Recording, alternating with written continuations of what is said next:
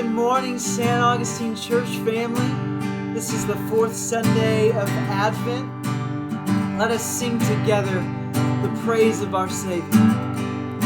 Hark the herald angels sing, glory to the newborn King.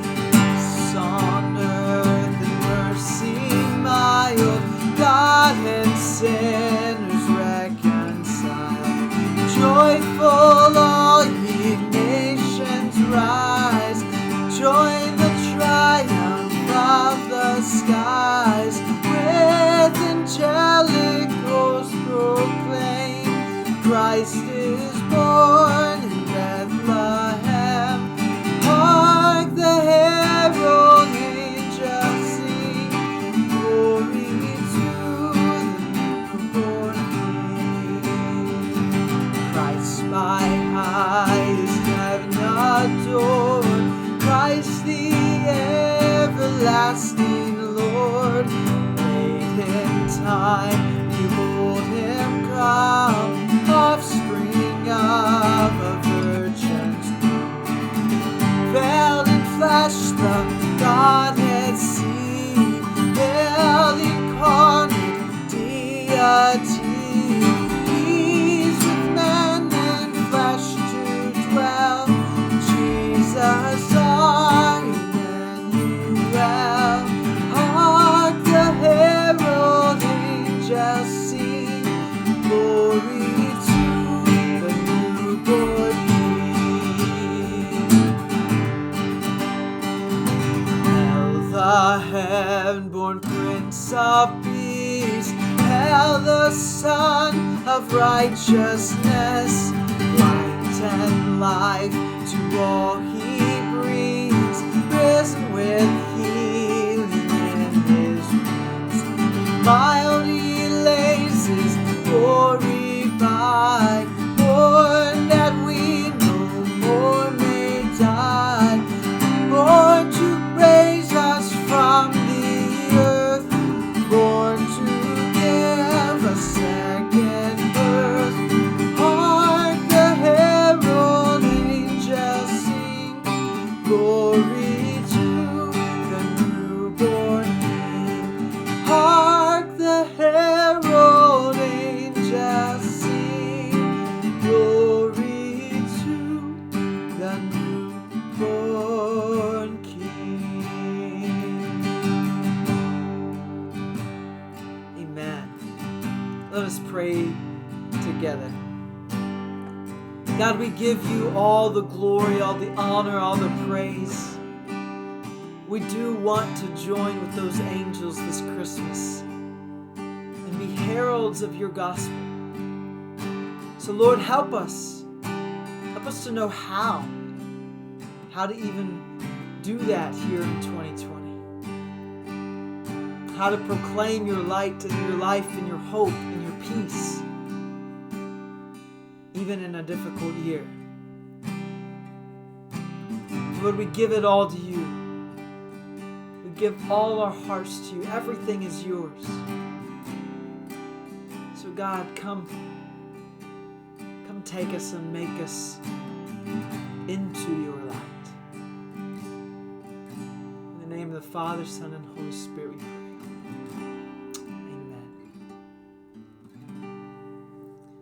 Praise God from whom all blessings flow. Praise him, all creatures here below. Praise him above, ye heavenly host. Praise Father, Son, and Holy Ghost. Amen. Amen.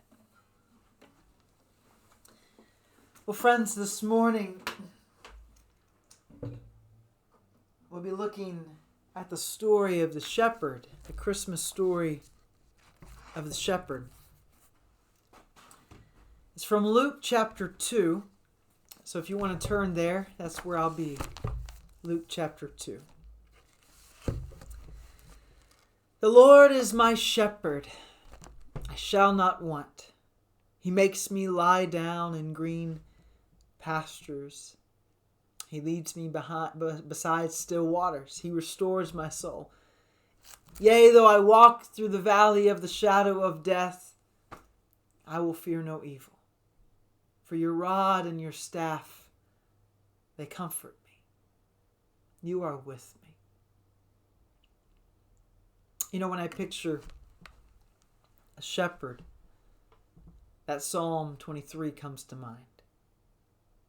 When I picture a shepherd, I picture a gentle, a dignified, a comforting kind of leader.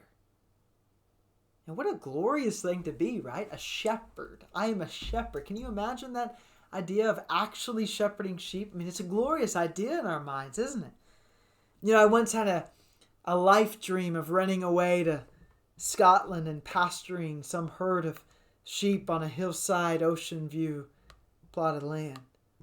In my mind, I figured I'd come back home to the United States and just exude that gentle wisdom and calm demeanor of a man who has no need of getting the last word, of a man who's been out in the field shepherding the sheep. You know, really, I think almost the same about shepherds if we stop and think about it, as we do the solemn dignity of some royal ancient prince. You know, in our Christmas nativity skits, after all, is there really all that much distance between the shepherds who are on the left and the magi who are on the right? Is there really all that much difference in our imaginations? You know, in our minds, not really. But in the days when that Christmas story first took place, shepherds were as far from dignified royals as you could get. You know, if we lived in that ancient day, we might actually use the term freeloader. I picture myself owning a field just outside of Bethlehem. Not a shepherd, but you see, my family has raised cattle on this field for centuries. Goats, bulls, rams, we got them. You know, as a boy, I still remember the anticipation of those market days, those days my dad would take me into Bethlehem and we'd spend all day selling cattle for sacrifice and meat and wool and hides for staples. The city was always more colorful than the hillside fields. I'd always anticipate those trips. I mean, flags of royal purple and deep crimson red, they all lined the square. And the smells, oh my, the smells of Bethlehem. And I'd always rush to the baker as soon as Dad would let me go. I mean, I can still taste the melting flakiness of that fresh Bethlehem bread. I mean, you got to know, in Bethlehem, the bread is where it's all at. They don't just name the town after the bread for no reason. You got to get the bread when you go to Bethlehem. And at the end of those long market days, I'd always find such deep, such rich sleep. You know, Dad would drive the buggy back to the fields while I sat in the back gazing up at the starry, starry night. You see, my family has had this tradition of going to the market for 10 generations now, from father to son to grandson and on and on and on. We've worked hard for our keep. We take diligent and we take tender care of the field Yahweh God has given us. After all, that same field has to last for generations to come. And that's exactly why we never trust a shepherd.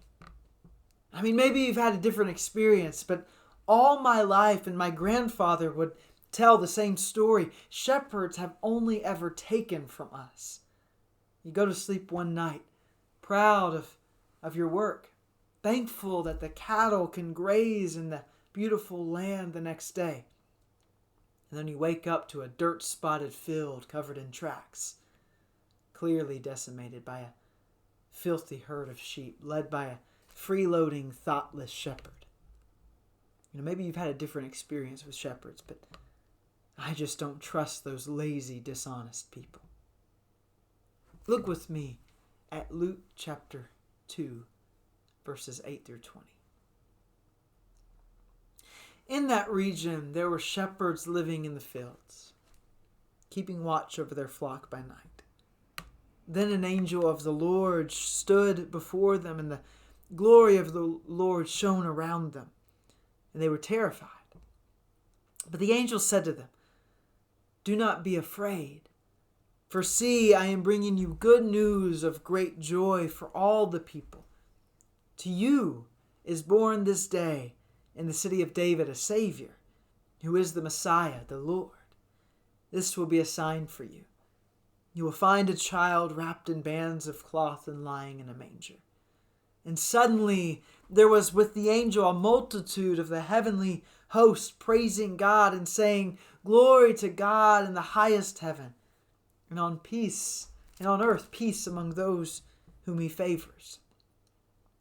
When the angels had left them and gone into heaven, the shepherds said to one another, "Let us go now to Bethlehem and see this thing that has taken place, this thing which the Lord has made known to us."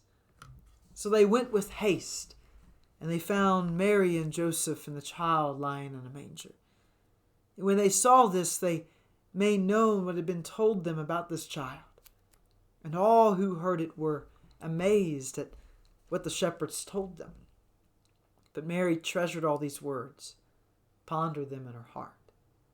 The shepherds returned, glorifying and praising God for all they had heard and seen, as it had been told to them. This is the word of God. Thanks be to God. The familiar story of the shepherds, it has a bit of a shocking backbite when we know the story beneath the surface of their praise, doesn't it?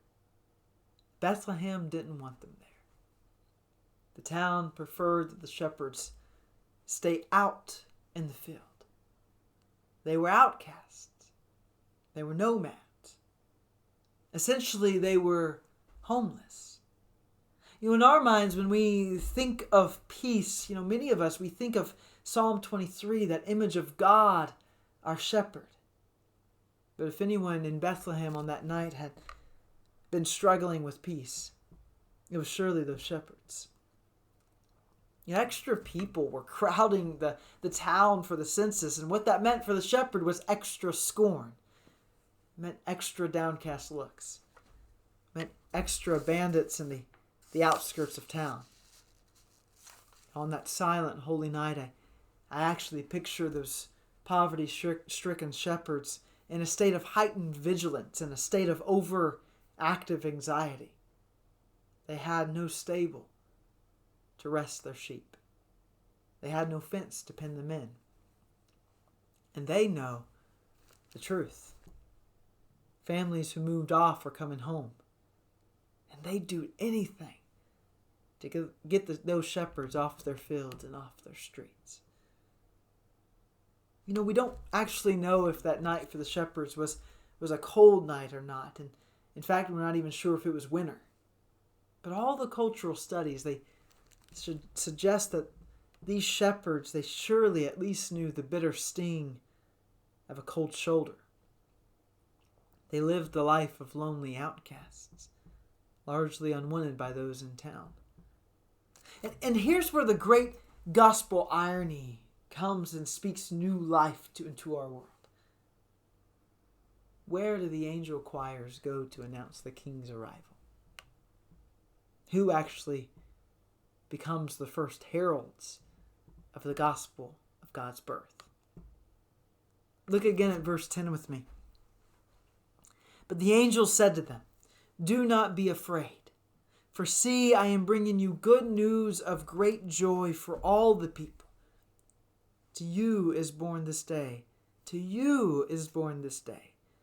the city of David a Savior, who is the Messiah, the Lord." And here we see the repeated scandal of the Christmas gospel once again.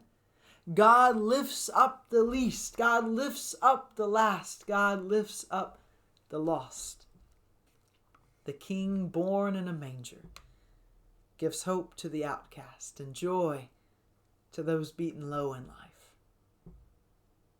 Can you imagine what the townspeople thought as the smelly shepherds rushed through the streets of Bethlehem searching after King Jesus?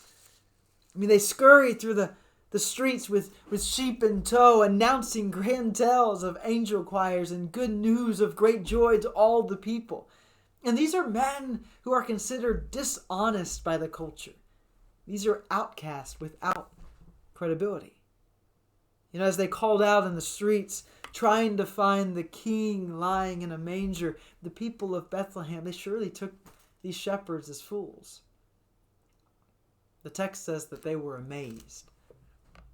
The townspeople were amazed, all right. Amazed just seems like the right word to me.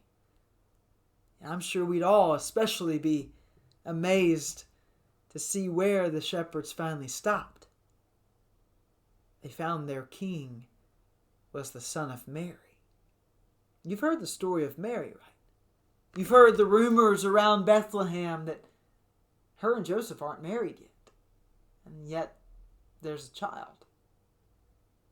Yeah, that's where the shepherds stop.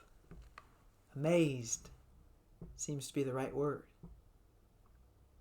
And yet, it's this unbelievable story. A story with outcast shepherds as gospel heralds. A story with a virgin birth and a manger trough. A story of poverty and fear and struggle. It's this unbelievable story that turns the world upside down. Look with me again at verse 15. When the shepherds had left them and gone into heaven, when the angels had left them and gone into heaven, the shepherds said to one another, "Let us go now to Bethlehem and see this thing that has taken place, which the Lord has made known to us."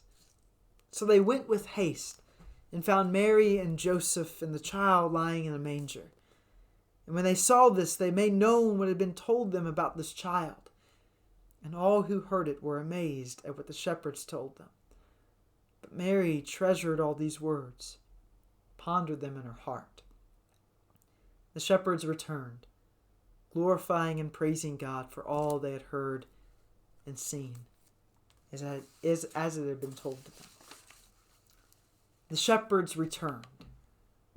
In other words, the shepherds went right back to their outcast place. They returned to their fields of poverty. They returned to their struggling situation. Dear friends, this is where the Christmas gospel turns everything upside down. The shepherds, they see the King of Kings and Lord of Lords wrapped in bands of cloth and lying in a humble manger. And they return. Because that's enough. That's enough. That's enough to give hope to the hopeless. That's enough to give peace to the outcast people. God incarnate comes among us and becomes one with us. God doesn't ignore the shepherd's struggling moments. God does not ignore our struggling moments. Instead, who does God send angel choirs to? Does God send angel choirs to people who already have peace or to people who already have status, power, and prestige? Does God only come to those people whose life is not a wreck? No. God sends the angel choirs to outcast shepherds. Outcast shepherds who by the end of the story return to those same lowly fields. But everything changes when those shepherds return, doesn't it? Everything changes because they have seen and met God with us. They have felt the good news of great joy for all the people. They've witnessed what the angel choirs meant when they said to them, even the lowly shepherds, "To you is born this day a Savior." The shepherds heard the Christmas gospel of our grace-filled God, who meets us right where we are to bring us right where we need to be. So they returned. they returned glorifying and praising God for all they had heard and seen. So on this fourth Sunday in heaven, here's my prayer. May the promise of God bringing us hope and peace. May the faithful word of God bringing us faith and joy. May it give us perseverance to turn back to the field, to go back to our Monday, to go back to the place where God has called us and be heralds of that Christmas gospel. In the name of the Father, Son, and Holy Spirit. Amen. How about we sing one more song together?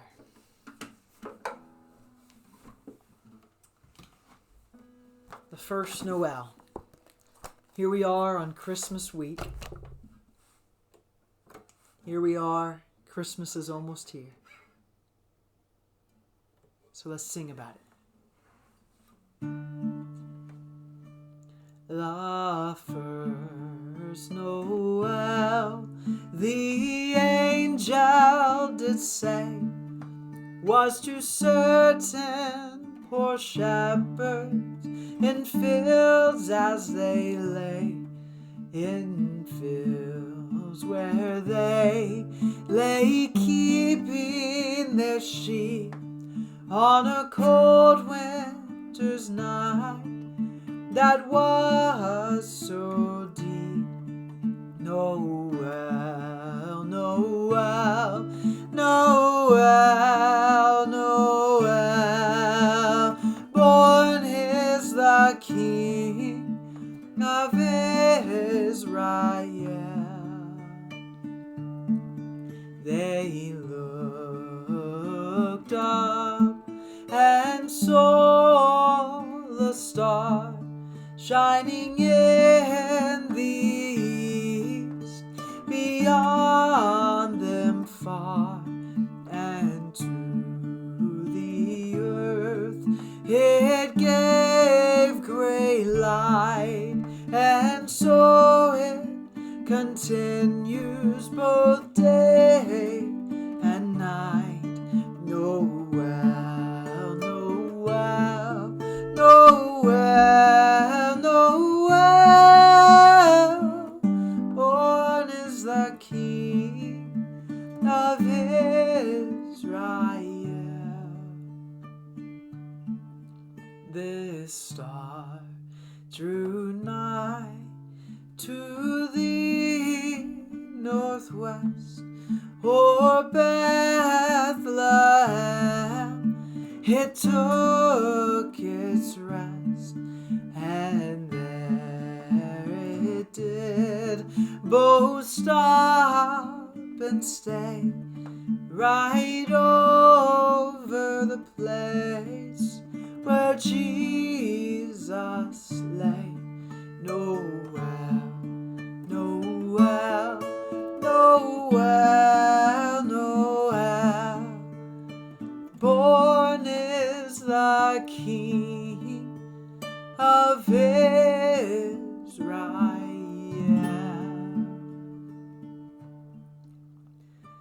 Dear friends, I pray this benediction over us.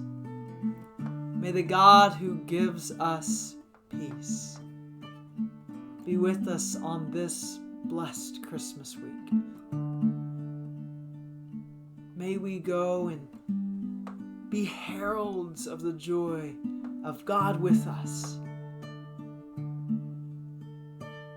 Merry Christmas, and may you go in the peace of Christ. Amen.